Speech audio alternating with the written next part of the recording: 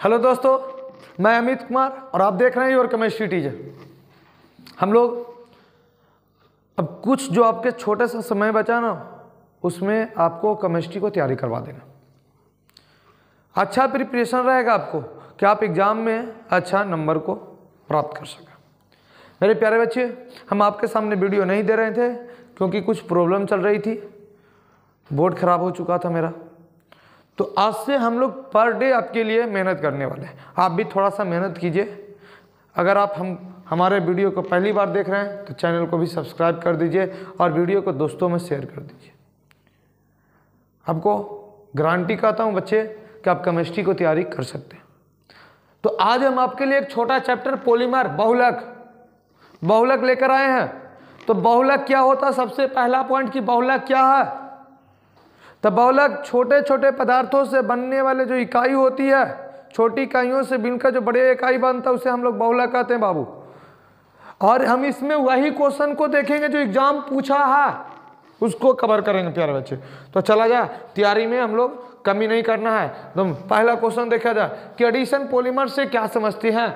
योगात्मक बहुलक, ये आपको पूछा हुआ क्वेश्चन है बच्चे। योगात्मक बहुलक क्या है, क्वेश्चन को समझिए।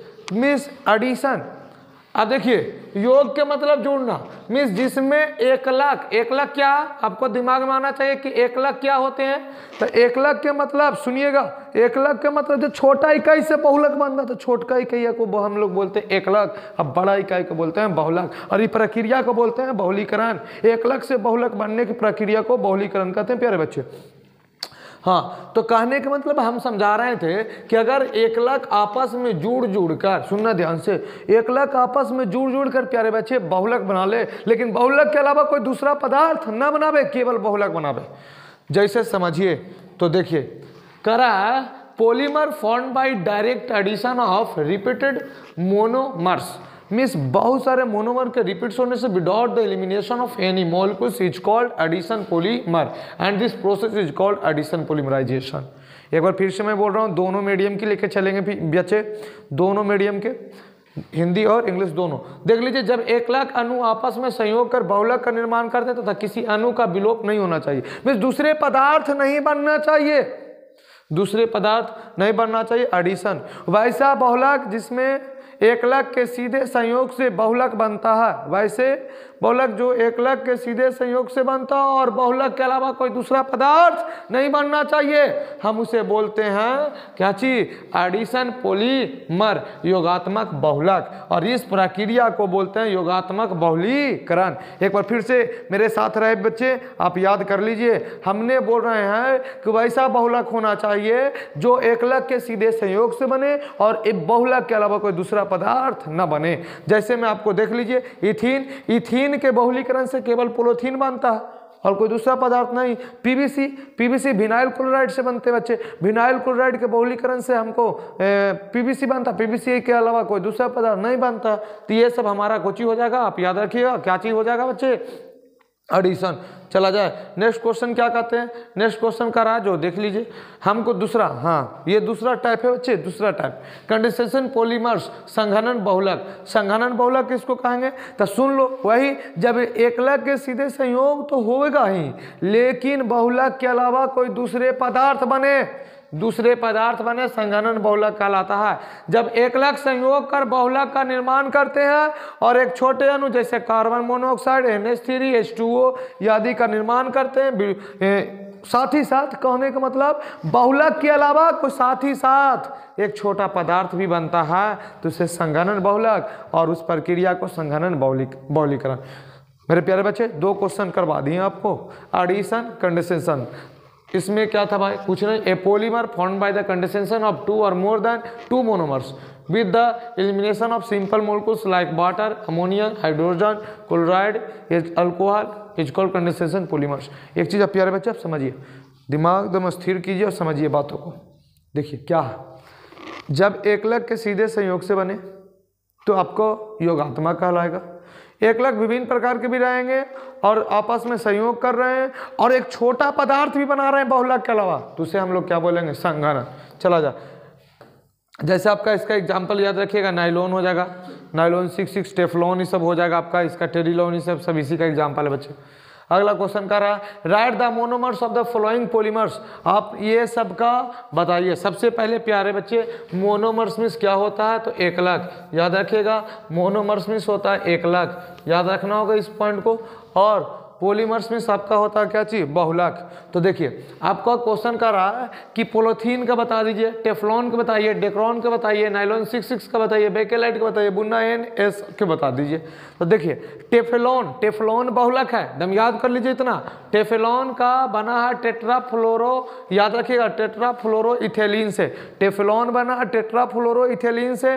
टेरेलीन या डेक्रॉन की बात किया जाए, टेरेलीन या डेक्रॉन का बात किया जाए तो इथेलीन गाइलोकल और टेट्रापैथैलिक एसिड मीन्स याद रखिएगा दोनों टेरीपैथैलिक एसिड से और इथेलीन ग्लाइकोल से बना है टेरिलीन और डेक्रॉन। पोलोथीन बच्चे, पोलोथीन याद रखिएगा, पोलोथीन याद रखिएगा क्या चीज से बना, इथेलीन, जिसको आप लोग बोल सकते हैं क्या चीज, इथीन। क्या बोल सकते हैं, इथीन, याद रखिएगा प्यारे बच्चे, इथीन भी। नाइलॉन 66 किससे बना हुआ, तो हेक्सा मिथाइलिन, याद रखिएगा, डाई अमीन, एक ये हो गया आपका, और साथ में एडिपिक एसिड, याद रखिएगा, दो चीज से बना है। अच्छा एक चीज और याद रखिएगा, जिसमें एकलक एक रहेगा समबहुलक, एकलक एक से ज्यादा रहेगा सबहुलक। फिर से मैं आपको बताना चाहता हूँ, सम और स आपसे पूछ सकता है, जिसका एकलक एक है सम, एकलक एक से ज्यादा है स। जैसे आइए देखिए, ये टेट्राफ्लोरोइथेलीन एक ही प्रकार के, तो ये समबहुलक हो जाएगा। एक ही प्रकार के तो समबहुलक हो जाएगा, अलग अलग रहेगा तो समबहुलक हो, सबबहुलक हो जाएगा। चला जाए नेक्स्ट क्वेश्चन आपका क्या है इसी में, आपका देखिए नाइलॉन 66 आपका कवर करा दिए हम लोग। बुना एस किससे बना है, आप समझिए प्यारे बच्चे, बुना एस किससे बना है, बुना एस की बात किया गया है। बुना एस आ जाइए, 1,3 ब्यूटाडाइन या स्टाइरीन, ब्यूटाडाइन और स्टाइरीन, याद रखिएगा। बुना एन याद रखिएगा आप लोग, बुना एन किससे बना, तो बुना 1,3 ब्यूटाडाइन और क्या चीज, एक्रोलो, याद रखिएगा, एक्रोलोन नाइट्राइल से बना है। और बेकेलाइट पूछ देगा, बेकेलाइट आपसे पूछ देगा तो याद रखिएगा फिनॉल और फॉर्मल्डिहाइड से बनेगा। आपको पूछ देगा प्राकृतिक रबर पूछ देगा तो आइसोप्रीन से बना है, ये सब आपको याद रखिए। प्राकृतिक रबर आइसोप्रीन से, आपको बेकेलाइट पूछ दे तो फॉर्मल्डिहाइड और फिनॉल से। और आपका अगर कह दिया जाए कि बुना एस क्या चीज से बना था, 1,3 ब्यूटाडाइन स्टाइरीन से। नाइलॉन 66 हेक्सामेथिलीन डाइअमीन एडिपिक एसिड से बना। पोलोथीन इथीन या इथेलीन से बना। ये सब बातों को याद रखिएगा। नेक्स्ट क्वेश्चन क्या कर रहा है प्यारे बच्चे, नेक्स्ट क्वेश्चन कर रहा है व्हाट इज पॉलीमराइजेशन, बहुलीकरण क्या है। तो अभी तो बताएं कि बहुलीकरण वह प्रक्रिया होती है जिसके द्वारा एकलक बहुलक में परिवर्तित होती है। एकलक से बहुलक बनने की प्रक्रिया को बहुलीकरण कहते हैं। एकलक से बहुलक बनने की प्रक्रिया को बहुलीकरण कहते हैं। इसमें क्या दिक्कत है, polymerisation is the process by which monomers are converted into polymers. Next question क्या है बच्चे, नेक्स्ट क्वेश्चन क्या है आपके लिए, what is the synthetic rubber, write its example. संश्लेषित रबर क्या है, इसके उदाहरण को लिखें। संश्लेषित नाम ही से आपको पता चल रहा है, संश्लेषित रबर क्या है जो पूछ रहा है। तो कहने का मतलब अधिकांश संश्लेषित रबर ब्यूटाडाइन से प्राप्त होते हैं। पहला पॉइंट कि अधिकांश रबर जो होते हैं आपका, अधिकांश रबर जो होते हैं वे ब्यूटाडाइन से प्राप्त होते हैं। याद रखिएगा कि अधिकांश संश्लेषित रबर जो होते हैं ब्यूटाडाइन से प्राप्त होते हैं। लेकिन संश्लेषित रबर में एक चीज और याद रखना होगा कि संश्लेषित रबर 1,3 ब्यूटाडाइन या इसके व्युत्पन्न के समबहुलक होते हैं।